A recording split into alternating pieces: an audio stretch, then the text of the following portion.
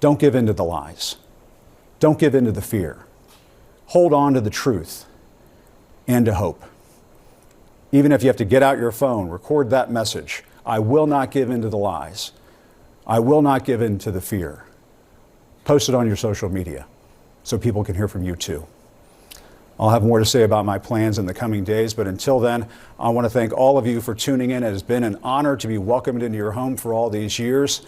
That's the news. Reporting from Washington, I'm Jim Acosta. That CNN host and delusional man who thinks that he's the main character in an Aaron Sorkin movie, Jim Acosta reluctantly saying his farewell to his tens of viewers.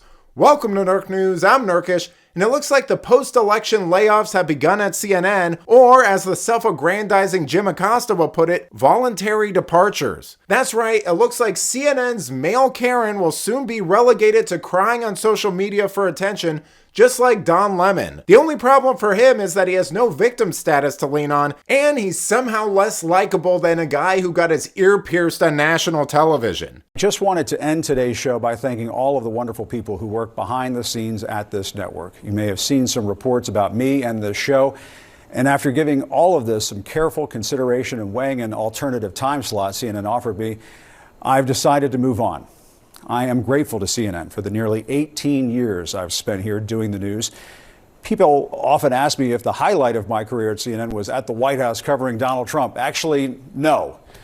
That moment came here when I covered former President Barack Obama's trip to Cuba in 2016 and had the chance to question the dictator there, Raul Castro, about the island's political prisoners.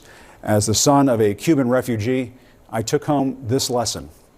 It is never a good time to bow down to a tyrant.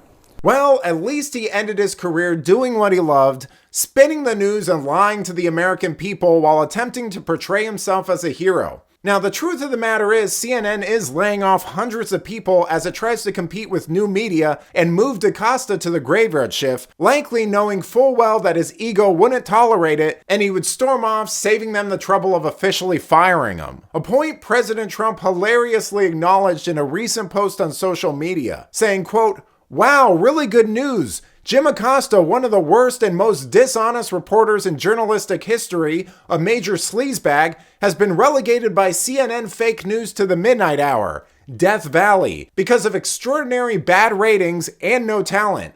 Word is he wants to quit, and that would be even better. Jim is a major loser who will fail no matter where he ends up. Good luck, Jim." Well, President Trump certainly isn't wrong. I mean, let's take a moment to review the journalistic standards and professionalism of Jim Acosta over the years. This is not Fox, Congressman. You can't just spin a tail and pull the wool over people's eyes. Yeah. This is CNN. This is the news. We are asking you to come on and tell the truth. It's an alarming choice for a man who has often struggled to unequivocally denounce white supremacists. You recall these moments.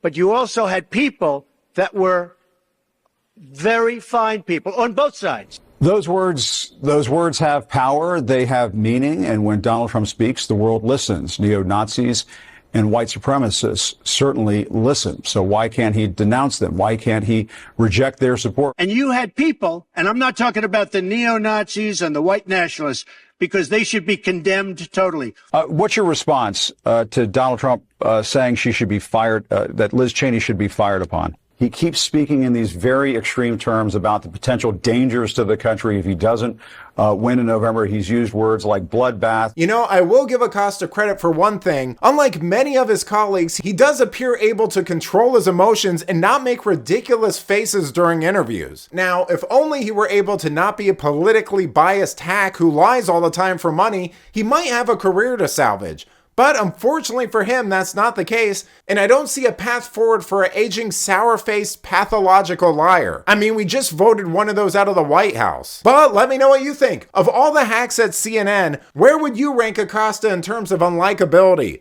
Let me know in the comments, and if you enjoyed this video, please give it a like and subscribe to the channel. That stuff really does help us out. Until then, this has been Nerk News. Thanks for watching. Bye!